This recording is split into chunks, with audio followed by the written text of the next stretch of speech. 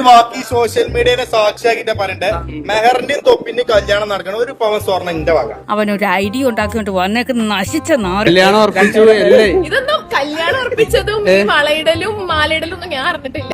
ഓക്കത്തരം കാണിച്ച അമ്മച്ച് കാണാൻ ഇടിച്ചിന്റെ കൂമ്പ് കളിക്കളെ. ഈ സന്തോഷ നിമിഷത്തിൽ എന്താണ് പറയാനുള്ളത്? എന്റെ മുന്നേ നിങ്ങൾക്കൊന്നും പോയിക്കൂടെ? ആകെ ടെൻഷനിലാണ്. ഇത് ആദ്യത്താണ്. ആകെ ടെൻഷനിലായിരിക്കും.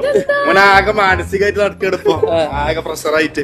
അമ്മാവൻ കാര്യമായിട്ട് ചൊറിയുന്നുണ്ടല്ലോ. അമ്മാവൻ ചൊറിഞ്ഞൊറിഞ്ഞ് തല്ലു വെച്ച് കൂട്ടുന്നു തോന്നുന്നു. ശരിക്കും കാണുന്നപോലെ മൊത്തം എന്റെ ഫ്രണ്ടാണ്.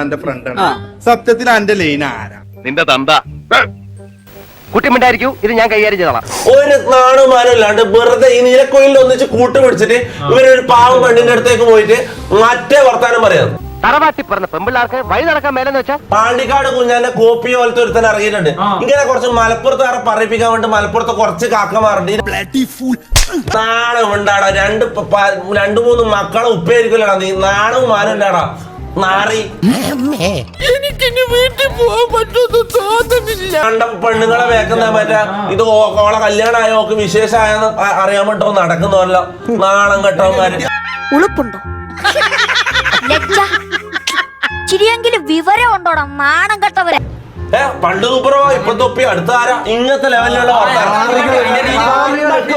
വർത്താനം തന്തയില്ലാത്തവന്മാര് ഞാൻ പറയും. No problem. എനിക്ക് കിട്ടേണ്ടത് ഞാൻ ചോദിച്ചു വാങ്ങിച്ചാണ്. You carry on. ഞാൻ കാര്യം പറയാം. അടുത്ത തവണ ഇങ്ങനത്തെ പരിപാടി തെറി വിളിക്കും, തന്തൊക്കെ വിളിക്കും. നീല കണ്ട കാര്യം പറയാല. അബദ്ധം പറ്റിയതല്ല, അബദ്ധം പറ്റിയതാണ് എന്ന് പറഞ്ഞാലോ കിട്ടിയ മുതലും പലിശ ചേർത്ത് കിട്ടി.